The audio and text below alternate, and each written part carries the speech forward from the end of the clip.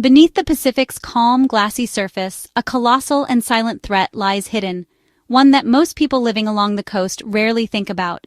This is the Cascadia Subduction Zone, a geological giant that has shaped the land for millennia and continues to do so, quietly and invisibly, beneath the waves.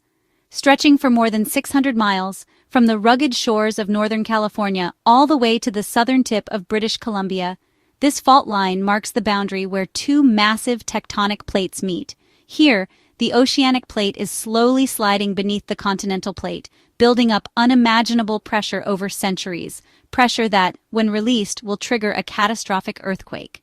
But the earthquake is only the beginning. The real terror comes in the form of a mega-tsunami, a towering wall of water that will race toward the shore within minutes of the quake. For the thousands of people living in coastal communities, there will be almost no time to react, no time to escape the devastation that follows. Recent scientific studies have revealed that the risk posed by the Cascadia Subduction Zone is far greater than previously believed. New data shows that more communities, more infrastructure, and more lives are at risk than anyone imagined just a decade ago. The threat is not just theoretical, it's a matter of when, not if.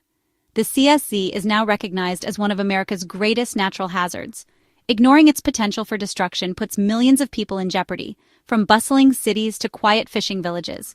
Emergency planners and local governments are racing to prepare, but the scale of the challenge is immense. The evidence of past disasters is everywhere: submerged forests that once stood tall, indigenous oral histories that speak of great floods and shaking earth, and the warnings of scientists who study the land and sea. These clues all point to a cycle of destruction that has repeated itself for thousands of years. The time for complacency is over. Only through urgent preparation, community awareness, and respect for the power of nature can we hope to defend ourselves against the silent giant beneath the waves. The Cascadia Subduction Zone is a mega-thrust fault, Earth's most powerful type. Here, the Juan de Fuca Plate is forced beneath the North American Plate, building up immense energy over centuries. The plates are locked, warping the land and storing strain like a coiled spring.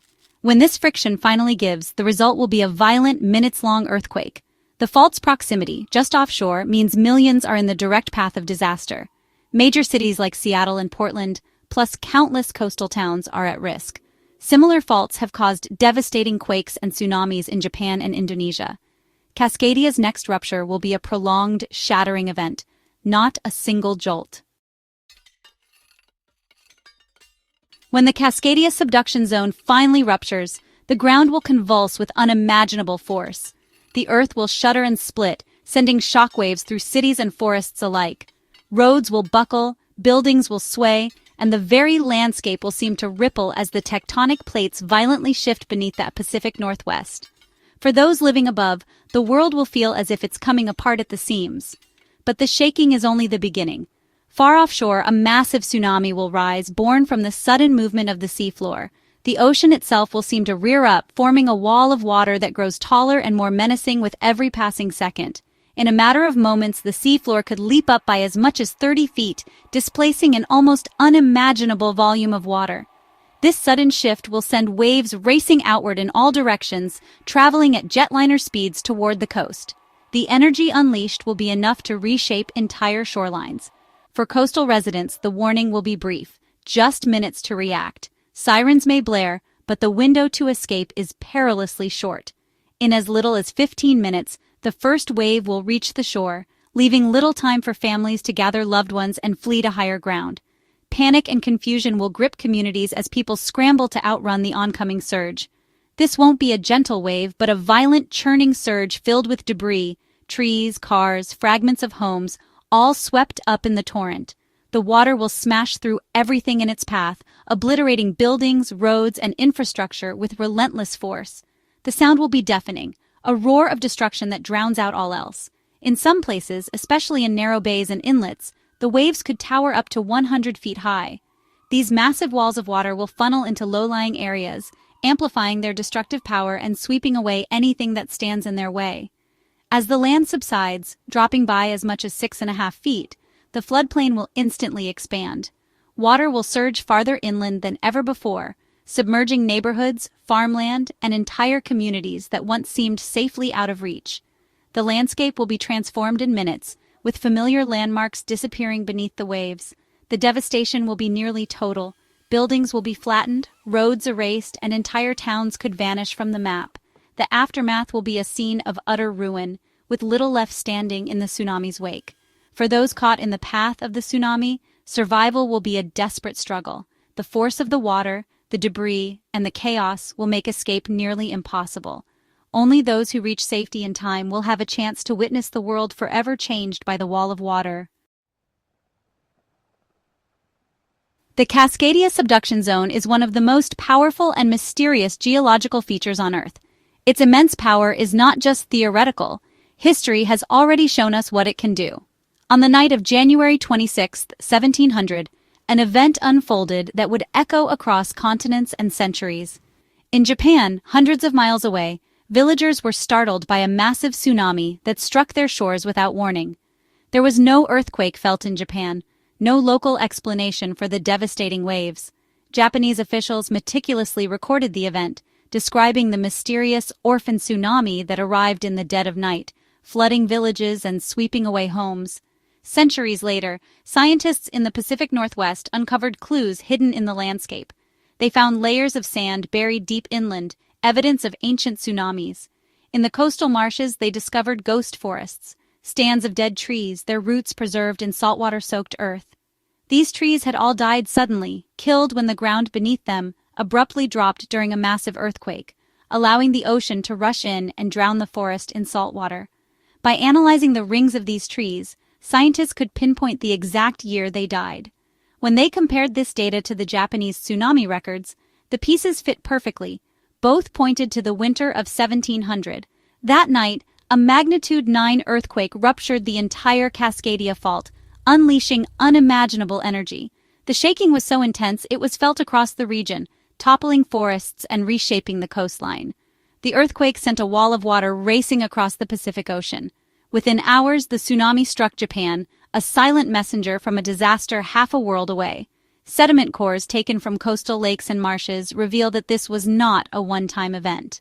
At least 19 megaquakes have struck the region in the last 10,000 years, each leaving behind a signature of chaos in the earth. These earthquakes occur in cycles, with an average interval of 400 to 600 years between them. The evidence is clear, written in tree rings, sand layers, and ancient stories. It has now been over 3 centuries since the last great rupture. The clock is ticking, and the region is once again within the window for another massive event. Today, scientists and residents alike watch the signs, knowing that the past is not just history, it is a warning. The next Cascadia earthquake is not a question of if, but when. The story of the ghost earthquake reminds us, Cascadia will strike again. The only question is, are we ready? Modern science now forecasts Cascadia's next event with chilling clarity. A 2025 Virginia Tech study found a 15% chance of a magnitude 8.0 plus quake in the next 50 years. Their models predict tsunami waves up to 100 feet, possibly higher in certain locations. The first wave could hit within 15 to 30 minutes, leaving little time for organized response. Land subsidence will expand the floodplain, putting more people and infrastructure at risk than previously thought. Even inland cities like Seattle and Portland could see flooding along rivers and industrial zones. The tsunami's reach will extend across the Pacific, threatening Hawaii, Alaska, and Asia. The scale of the threat demands urgent attention.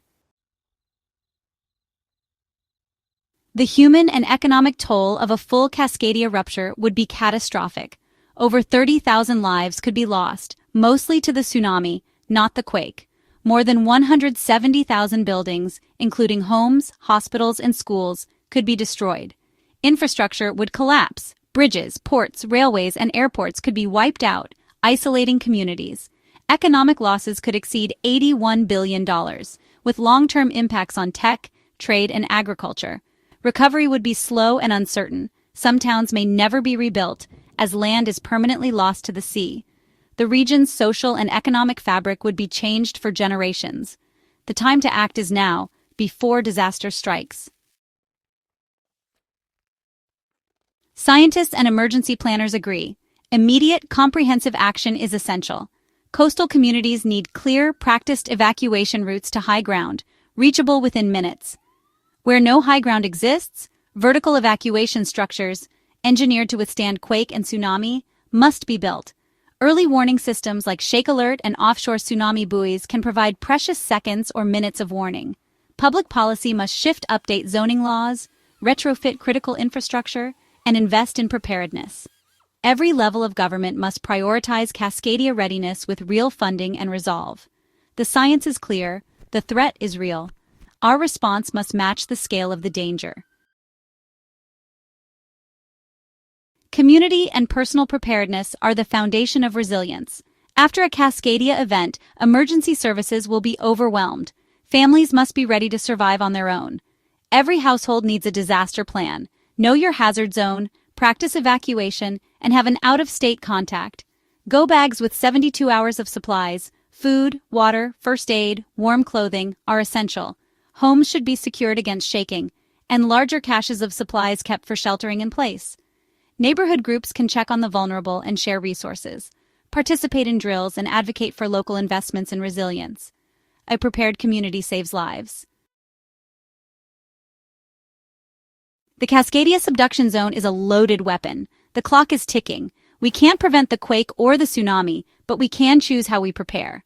Readiness must become routine. Drills, education, and investment in safety infrastructure. Public awareness must be universal. Everyone should know what to do when the ground shakes. The cost of inaction is unthinkable. Tens of thousands of lives and billions in losses. We must build for the future we know is coming, not the one we wish for. The next chapter is unwritten. Our choices now will define our survival. The silent giant will awaken. Will we be ready?